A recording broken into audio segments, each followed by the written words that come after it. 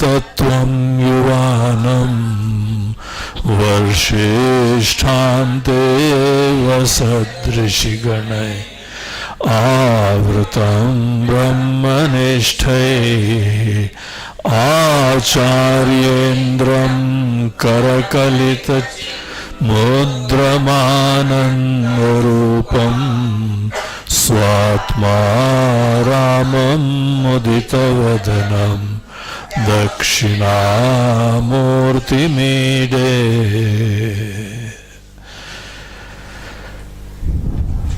विश्वं दर्पणदृश्यमाननगरी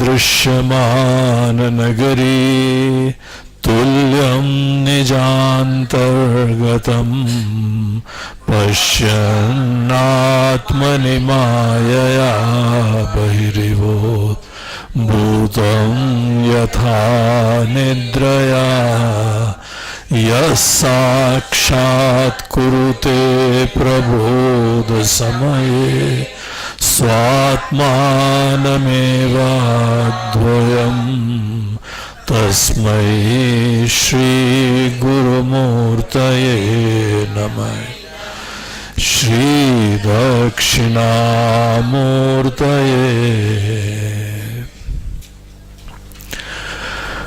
तो हम लोग कल दक्षिणामूर्ति स्तोत्र का पहला श्लोक देख रहे थे।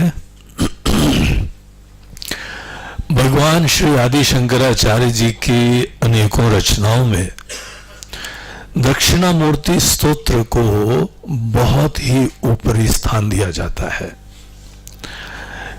इस स्तोत्र में वो बार बार इसी चीज को दोहराते हैं कि हम उन गुरुदेव को नमस्कार करते हैं।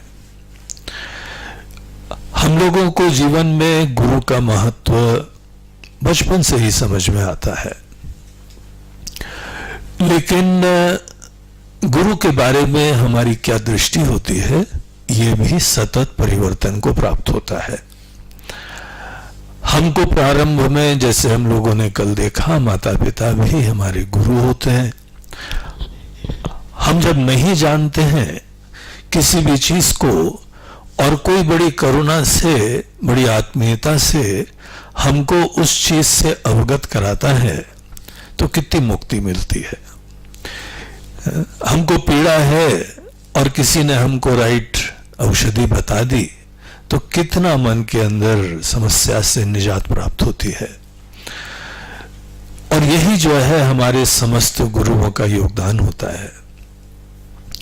इसीलिए यद्यपि हम अपने समस्त गुरुओं को बड़े आदर से स्मरण करते हैं, उनकी वंदना करते हैं।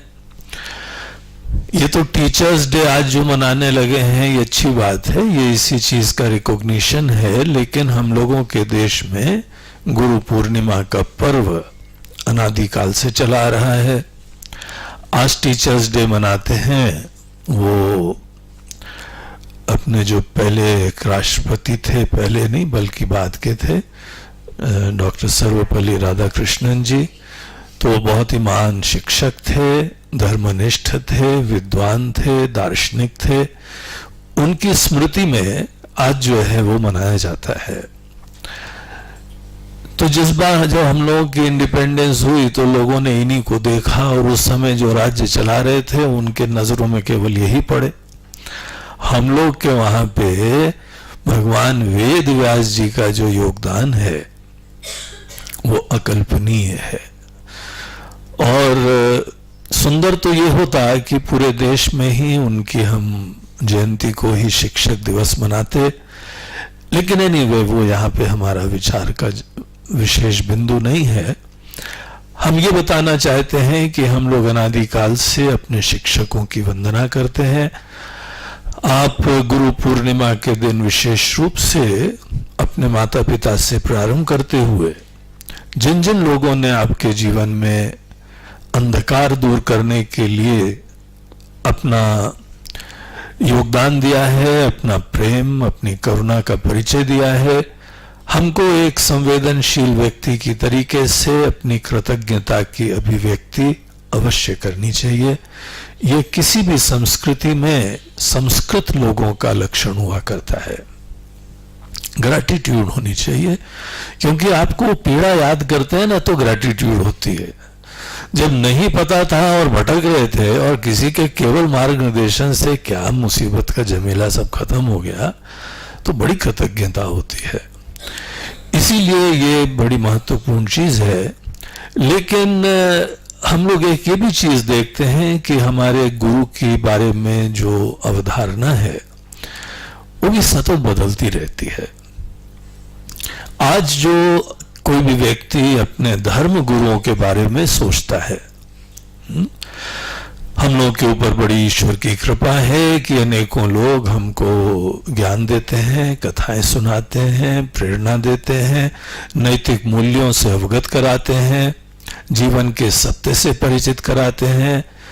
तो ये सब चीजें प्रेरक लोग होते हैं, बड़े महान लोग होते हैं, उनको भी हम वंदना करते हैं।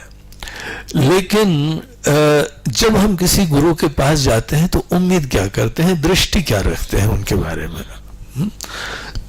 एक सामान्य सी स्थिति यह है कि या तो हमारे जीवन में अनेकों मनोकामना की पूर्ति के लिए वो योगदान देंगे, उनके आशीर्वाद से हमारी समस्याएं खत्म हो जाएंगी,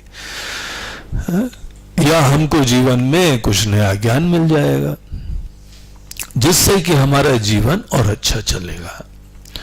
तो इस तरीके से अनेकों लोग देखते हैं। आज हम लोग की भी सच्चाई है, देखिए हम लोग भी जो है ना, वह ये कपड़ा ऐसा है कि दूर से लगता है कि ये तो कोई भाई स्वामी जी हैं, ज्ञान को प्रदान करेंगे। ज्यादातर तो ये सोचते हैं कि त्रिकालज्ञ हैं, महाराज जी यार हम उस प्रकार के गुरु नहीं है प्रभु, हमको नहीं पता है। तो बोलते हैं फिर काहे के गुरु, अगर आपको पता ही नहीं फिर काहे के गुरु है यार। गुरु बन के घूम रहे हो, ये भी नहीं पता हमारा क्या होने वाला है। सीधे बोलते हैं कई लोग, इसीलिए बोलते हैं यार